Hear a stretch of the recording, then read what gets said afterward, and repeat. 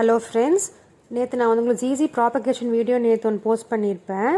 இங்கே பாருங்கள், அதோட அப்டேட் தான் இது.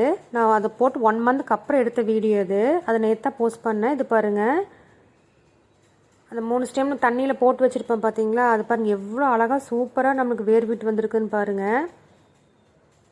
அதான் சொன்னேன் நான் உங்களுக்கு வந்து எனக்கு வந்து லீஃப் ப்ராபகேஷன் விட இந்த மாதிரி ஸ்டெம் ப்ராபகேஷன் வந்து ரொம்ப ஈஸியாக இருக்குதுங்க. இந்த மாதிரி தண்ணியில் போட்டு வச்சிட்டிங்கன்னா சூப்பராக வேர் விட்டு வந்துடுது, எந்த ஃபெயிலியரும் இருக்கிறதில்ல. அதனால தான் நான் சொன்னேன், இந்த மாதிரி இண்டோர் பிளான்ட்ஸு கார்டன் ஸ்டார்ட் பண்ணுறவங்க ஃபஸ்ட்டு வந்து ஜிஜி ஸ்டார்ட் பண்ணுங்கள்.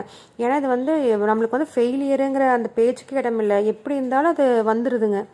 அது தாங்கி நம்ம அந்த கிளைமேட்டாக இருக்கட்டும், தண்ணி ஊற்றுறதா இருக்கட்டும், அதனால் எந்த ஒரு ஃபெயிலியர் ஆகிறதில்ல. அது அப்படியே செடி வந்து வளர்ந்து வந்துடுது. இப்போ பாருங்கள், அடியில் பார்த்தீங்கன்னா ரவுண்டாக இருக்காது, ரைஸோம்பாங்க. ஒரு சின்ன உருளைக்கிழங்கு மாதிரி இருக்கும். இது குட்டி ஸ்டார்ட் ஆகிருக்குது.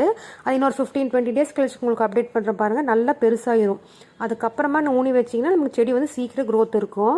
இந்த 2 லீஃப் காமிச்சோம் பார்த்தீங்களா, அங்கே பாருங்கள், அதுவும் அப்படி தான் சூப்பராக நம்மளுக்கு வேர் விட்டு வந்திருக்குது.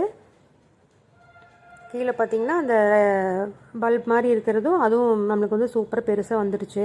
இந்த 2 லீஃப் வந்து நீங்கள் தனியாக சிங்கிளாக எடுத்து மண் ஊனி வச்சிங்கனாலும் வரும். ஆனால் கொஞ்சம் லேட் ஆகுது. எனக்கு அது மண்ணில் ப்ராபகேட் பண்ணுறதை விட இந்த மாதிரி தண்ணியில் ப்ராபகேட் பண்ணுறது எனக்கு கொஞ்சம் ஈஸியாக இருக்குது.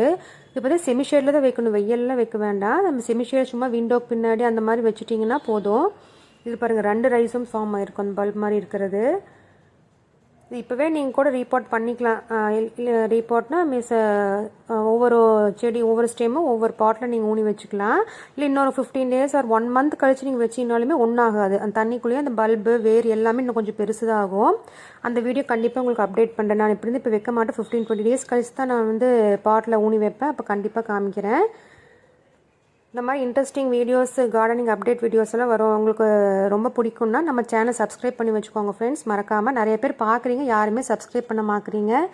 சப்ஸ்கிரைப் பண்ணி வச்சுக்கோங்க. இந்த மாதிரி இன்ட்ரெஸ்டிங் வீடியோஸ் நிறைய உங்களுக்கு வந்துட்டே இருக்கும். தேங்க்யூ.